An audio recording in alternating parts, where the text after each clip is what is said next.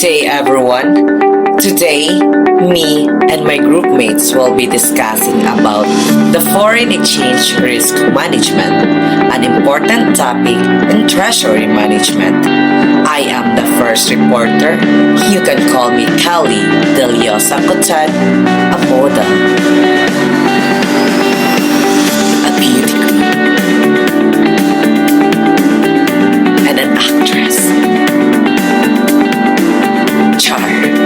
Ano? Tara! Let's learn for today's video. A brief explanation about foreign exchange risk is that when a company accepts payment in a foreign currency, it is exposed to foreign exchange risk. Why? This happens because exchange rates change over time. So, ang values of foreign currency may increase or decrease before the company actually receives payments. For example, if a company sells good worth 100,000 euro and at the time of sale, the 1 euro is equivalent to $1.30, the company expects to receive $130,000. Pero, if ma-decrease ang euro before payment, if ang euro kay na-decrease siya to $1.20, so ang ma-receive na lang sa company is $120,000. That means nga nag-loss siya 10,000 due to exchange rates changes. Before we fully understand foreign exchange risk, it is important to first learn the basic terms used in foreign exchange quotations. When we compare the value of one currency to another, we use two important terms, the base currency and the quoted currency, also known as the price currency. The base currency is the currency that remains constant or fixed. It is the reference point. On the other hand, the quoted currency is the one that changes or fluctuates in value relative to the base currency.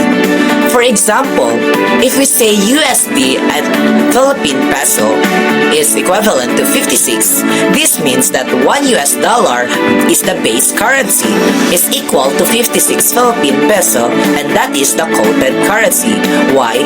Kay ang quoted currency, since ma-change man siya over period of time, katong 56 nga equivalent sa 1 dollar in peso, kay pwede siya ma-change over a time, pwede siya ma-57, 58. Next, we have the direct quote and indirect quote.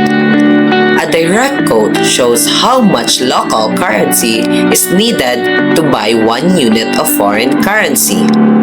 For example, $1 is equivalent to 56 peso. Since you are here in the Philippines, this is a direct quote because it shows how much peso is needed to buy $1. An indirect quote shows how much foreign currency you can get using 1 unit of local currency. For example, ang 1 peso sa dollar is equivalent to 0.018. This means that this is an indirect quote because it shows how much dollar you can get using 1 peso in local currency. A cross rate is used when two currencies are quoted without using the US dollar. Example, if we compute euro to GPY directly without USD, that's a cross rate. Next, bid and ask price. What is bid price? Bid price at which the bank buys currency, while ask price is a price at which the bank sells currency. Example, if a bank quotes the bid is 1.38 and the ask is 1.40, the bank buys euros at 1.38 and sells at 1.40. The next one is the spot rate and the spot settlement. The spot rate is the current exchange rate for immediate currency exchange. For example, let's say today the exchange rate is USD dollar is equivalent to 56 pesos. If you exchange money right now, the 1 USD dollar is still the 56 pesos. This rate is called the spot rate because it is the price for exchange on the spot. The spot settlement is when the actual exchange of currencies is completed, usually within 2 business days after the transaction. Example scenarios today, Saturday, a company agrees to buy $1,000 at the spot rate of 56 pesos per dollar. Total amount is equivalent to 56,000 pesos. However, the actual payment and delivery of dollars will happen on Monday, 2 business days later. That completion on Monday is called the spot settlement.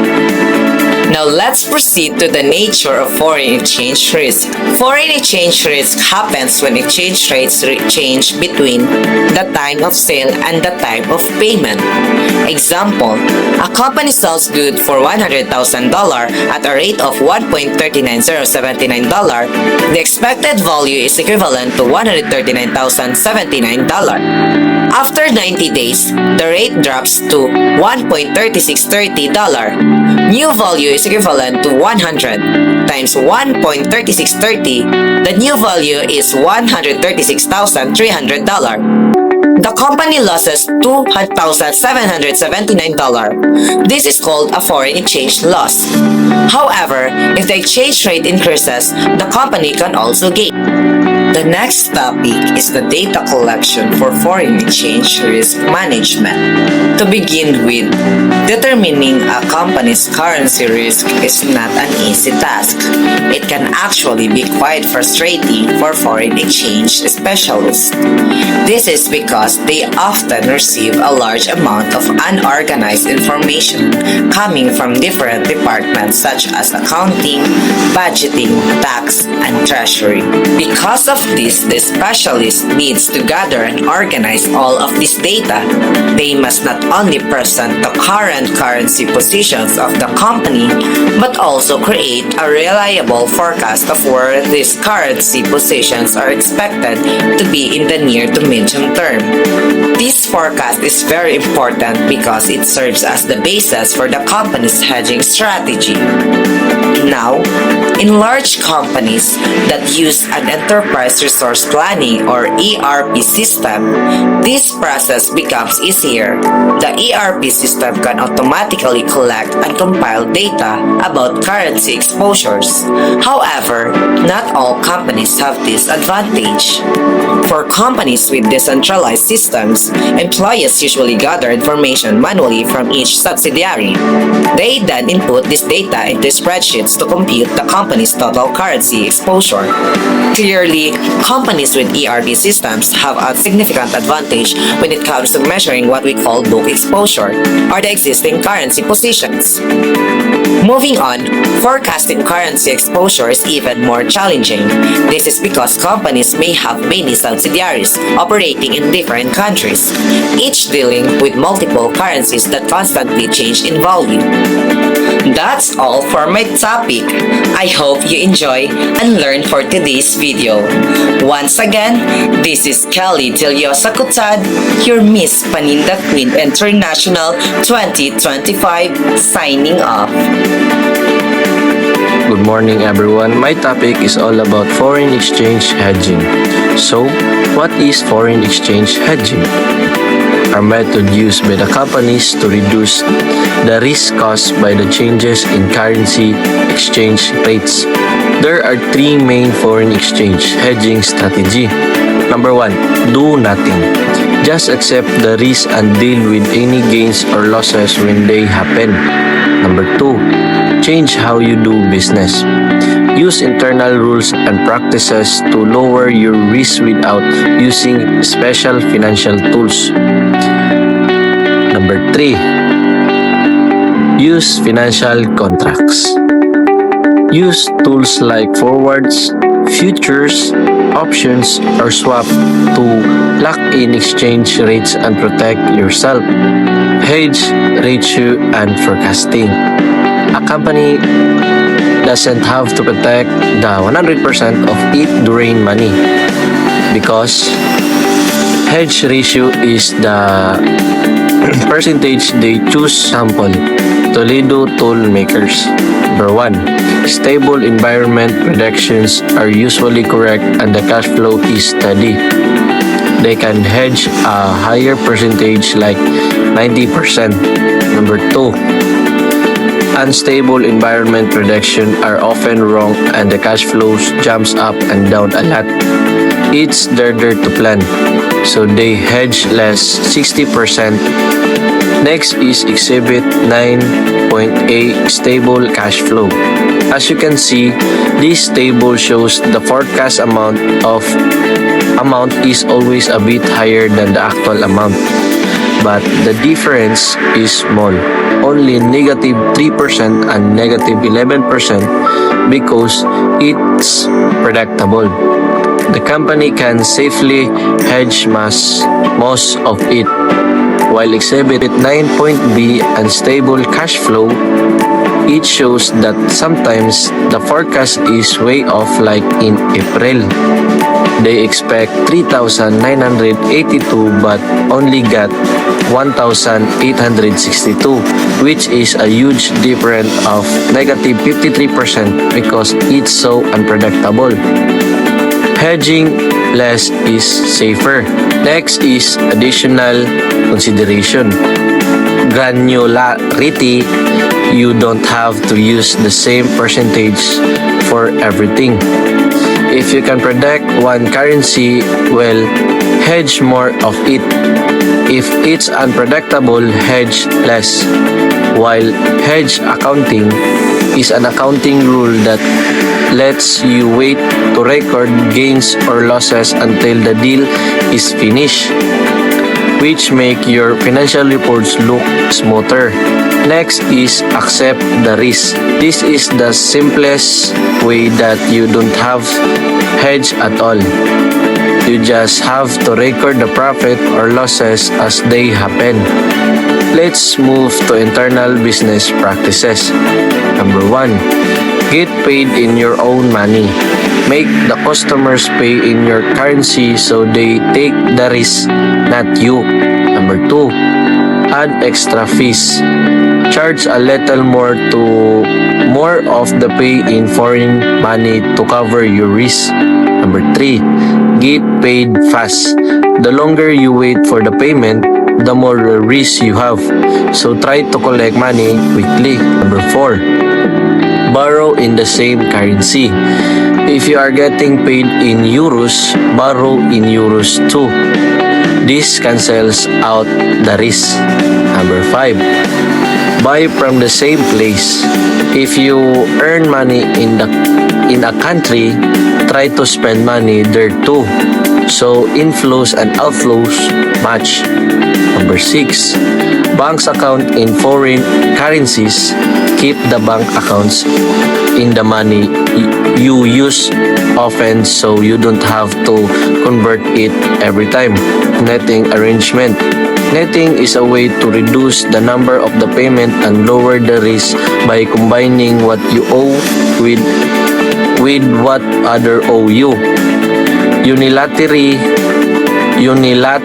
netting, you add up all the money moving in and out within your own company branches and only pay the financial difference. Bilateral netting, two companies calculate what they owe each other and only pay the balance. Number 2, multilateral netting. Many companies use the central system to settle everything together. Lastly is derivatives forward contracts. This is the most common tool. It is simply an arrangement to buy or sell a certain amount of currency at a specific rate on a future date. It looks in the rate now, so you know exactly how much the money you will get or pay later. No matter what happened to the market, it is made directly between the two parties over the counter and can be customized to fit your needs. Example, Toledo Toolmaker is owed 100,000 euro. They sign a contract to exchange it at the rate of 139,000. When the time comes, they get exactly 139,000 euro even if the market rates has exchanged. Hello, good day everyone. I am the next reporter. I am Palutine Caracol. And now, let's continue to our discussions. We all know that foreign exchange hedging is a strategy method used a company to reduce the risk carried by changes in currency exchange rates. That's why the Treasury Department must implement controls and policies in foreign exchange hedging to protect the organizational financial health, ensure stability cash flows, and minimize risk. Kaya if naara ka sa Philippines, then naa kay business outside the country, pinaagi sa controls and policies, you have the protection if mukalit og ubos or na changes sa foreign exchange. That's why we have foreign exchange hedge controls. These are the authorizational controls, contractual controls, hedging accounting controls, and lastly, the general risk assessment control. So first, let me discuss the authorizational control. Authorizational control, it ensures that only the right people are allowed to perform foreign exchange transactions. For example, nakita ko nga manufacturing company sa Philippines nga nag-import of raw materials gikan sa laing country like America, so kinahanglan pag magbayad da is pinaagi sa US dollar. Then, pananglitan, kung palit sila sa mga materials dayon ang value nun is $5 million. Sa inyong company, dili tanong employee na authority kung saan to pagbayad sa 5 million. So, kinahanglan na specific na tao sa inyong Treasury Department.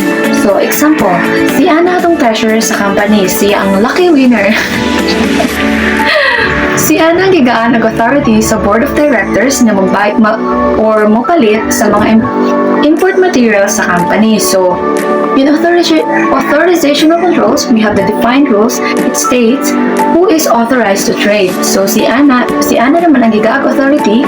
So, si Ana lang ang pwede mo-execute sa mga foreign transaction na asab siya authority sa paggamit of forward contract. Ang forward contract is an agreement between two parties to buy and sell on a specific future date. So, kinahanglan ni Ana para malak ang exchange rate sa US dollar o sa Philippine peso within 6 months and the maximum limits for our open position. Next is upgrade signatures. Important sabni para makaprovide ang updated list bisan once a year lang to ensure that your counterparties knows exactly who is authorized to act on behalf of your company. Let's continue to centralize operation. Instead of each branch or department dealing with brokers for their foreign currency, gustahon ra dapat ilang needs to the Treasury Department in the head office. So diba guys, si Ana atong one and only authorized person about Ana. So si Ana ra ang pwede mo tunsa outside the country. So next we have the contractual controls. Contractual controls ensure that the agreement are correct, valid, and applicable. So first, verify details. Kinahanglan nga sakto gyud ang tanang detalye sa kontrata ug siguraduhon nga ang nipirma is katudyong na authority. Paghuman sa deal, dapat na i-confirm or mo-verify sa transaction if same ra ba ang details sa atong na-record o sa atong kasosyo. And use standard agreement like International Swap and Derivatives Association or ISDA. Is the master agreement that financial company used to trade with each other. So, imbis na maghimo sila bago nga kontrata kada trade, usahon ra ang kontrata nga gamiton para sa tanan nga deal. Diha masulod ang mga rules kung saan pagkwenta ang kwarta, unsay mahitabo if dili makabayad ang usa ka party o kung saan pagsulbad ang mga problema para sa dali o mas klaro na transaction. The third one is hedge accounting controls. These controls ensure that hedging activities follows accounting rules. It is important to document everything and you must write down all details about the hedge as soon as you start it. This is required to follow the standard accounting rules. And the last, the general risk assessment controls. These controls help evaluate and manage overall risk exposure. Before to enter all agreement sa laing business, kinahanglan na kabalo na ta sa ilang financial status ug dapat always kang ready kung maubos ilang credit rating. So, regularly analyzing hypothetical scenarios, particularly what the financial impact would it be if the company choose not to hedge in foreign currency positions. This help to identify and understand the true extent of potential exposure and the value of hedging. And lastly, don't forget to audit spreadsheets annually to prevent errors in calculating or missing data that could affect decisions. We are already done with foreign exchange hedge controls. And now let's continue to the foreign exchange policies. These policies are designed to ensure consistency in financial reporting, set clear limits on trading activity, and define who has the authority to make decisions. They are divided into the three main categories: the accounting consistency policies, deal boundaries, and authorization policies. So let's tackle first the accounting consistency policies. The accounting consistency policy is it ensure accurate and uniform financial reporting, always use the same method. Kinahanglan dili usbon-usbon ang pamaagi sa pag-check if effective ba ang hedge para consistent ang result sa atong kita. Kinahanglan nakaset ang standard na percentage. Example, 80% para dali ug mas klaro sa tanan kung kanus ang makonsider na highly effective o maayo ang resulta sa hedge. Next is deal boundaries. It limits risk by controlling how much and how long the company hedges. So by this, the company must set specific target percentage for hedging. Like example, 70% para sa mga kailangan karon nga sure na jud, and 30% para sa future forecasts. So importante sad nga always tama check o i-compare ang tinuod nga status sa atong money o sa atong gi-expect para masiguro nga sakto paghihapon ang atong target o dili mawala ang controls. And also gikinahanglan nga naigiset nga maximum limit para masiguro kung unsa kadugaya ang duration o lifespan sa usa ka kontrata, kung pila ra ang maximum value sa matag trade, kung pila ra sab ang total nga gikinahanglan sa tanan nga trade, o this limit should review and updated regularly as the business changes. And we have authorization policies. It defines who has the power to approve and conduct transaction. So we have the treasurer authority. So ang treasurer jud ang dako og responsibility about ani kung kinsa to ang atong treasurer. So, diba si Ana, very good. Kung naay mga bangko o partners na always sayop, hinay o makahatag o problema sa operation, ang treasurer ang mag-decide if hunungon na ang pakitransak nila o dili. And if we do hedging activities, kinahanglan natong ang board approval gikan sa board of directors. Dili pwede magsugod og bisan unsang hedging activities if wala pa giukihan o giaprubahan sa board. And lastly, the sales contract review. Bisan unsang contract sa pagbaligya o sales contract na gamiton og foreign currency, dili pwede pirmahan o i-confirm dayon sa sales team. Kinahanglan una kini ipasa o ipa-check sa treasury para masiguro nga sakto ang exchange rates ug mas safe ang company sa mga unupdated at unpredictable risk. And that will be all my report. Thank you everyone. God bless. Good day everyone, I am Norilyn A. Camangon and I will be discussing record keeping for foreign exchange hedging activities together with the final hedging procedures, specifically steps 2.3 to 2.6. So let's start with record keeping. Under GAAP, this is very important if a company wants to apply hedge accounting, meaning dili pwede na mag-hedge lang ang company without proper documentation. Kailangan nila i-record everything from the beginning. So before anything else, dapat complete ang documentation para ma-recognize siya as a hedge. The start of the hedge, the company must document several things. First, the relationship between the hedging instrument and the hedge item. Like for example, unsa na contract ang gigamit and unsa na risk ang gi-cover. Second, the risk management objective. Ano nila gibuhat ang hedge, usually to reduce foreign exchange risk. Third, the strategy or unsa ilang plan to manage that risk. And lastly, how they will measure the effectiveness and recognize gains or losses. Now, why is this important? Very important kini siya because without documentation, dili pwede ma-apply ang hedge accounting. Also, it ensures transparency and accuracy sa financial statements. Helpful po ni siya during audits, kay tanawon gid sa auditors if sakto ang documentation. And take note, kinahanglan i-keep niya records during and even after sa hedge. For example, a company expect to pay US dollars in the future. Nahatlok sila na base mo change ang exchange rate and maapektuhan sila. So they enter into a forward contract as a hedge.